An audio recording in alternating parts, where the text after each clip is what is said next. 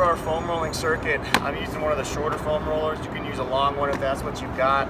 First muscle group we're going to focus on is going to be our back muscles. So what we're going to do is take our roller onto the ground. We're actually going to lay our back onto our foam roller, just about where our belly button meets into our spine.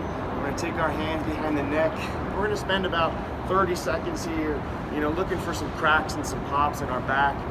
Just trying to loosen up the spine a little bit.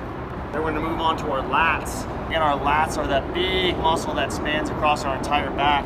We're just going to look for the meat of that muscle that's kind of right behind where the armpit meets the rib cage. And we're just going to spend some time just exploring into the tissue. Again, just about 30 seconds or so per muscle. And what I can do with the lat here is either go up and down like so until I find something tender, and then I can work side to side like this.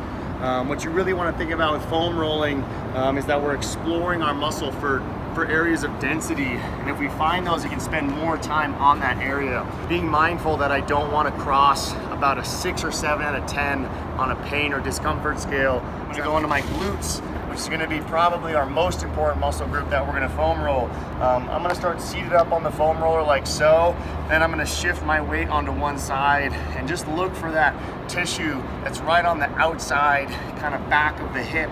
From there, I can take that ankle and cross it over the other knee, just so I can put more weight onto the hip. And again, I'm all in the nature of exploring here, so if you want to come down on the elbow, rotate a little bit more. If you're more comfortable sitting up, by all means do that. For our hamstrings, what we're going to do is take our foam roller and we're going to put it just to the edge of our butt. Leg's going to be out straight. I can cross over my other leg just to get a little more weight, and then I can work all the way to the top of the knee, all the way back to the top of the butt. And what I really want to try to do here is work side to side, because again, I've got hamstring muscle on both sides of the back of my leg. So I want to work that inside area, and I want to roll to the outside area. Continuing with the posterior chain, we're going to go into the calf muscles, and just like the hamstring, we've got muscles on both sides. So what I'm going to do is put my other foot on top of that foot that I'm working, just to add more weight.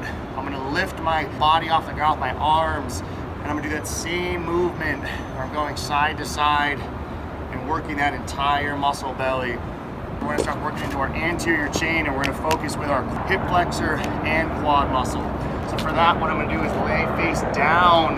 I'm going to use my 2 arms and my non-working leg to guide myself up and down, all the way from the top of my hip to the top of my knee.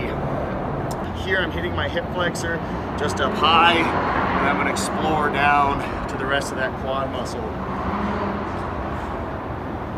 Next, what we're going to hit are our adductor muscles. So to do that, it's going to be a very similar position to our quad, where I'm going to lay my body on the ground, but this time, since I'm looking for the inner thigh, I'm going to lay my leg onto the foam roller like so, and using the rest of my body to support, I'm just going to roll from the edge of my knee to as far in as I can comfortably get. And the last muscle group I'm going to focus on, if you've ever had issues with shin splints or any kind of ankle discomfort, we're going to hit our anterior tibialis muscle. And so to do that, again, I'm going to use the rest of my body to support. I'm just going to run that foam roller along the outside front of my shin,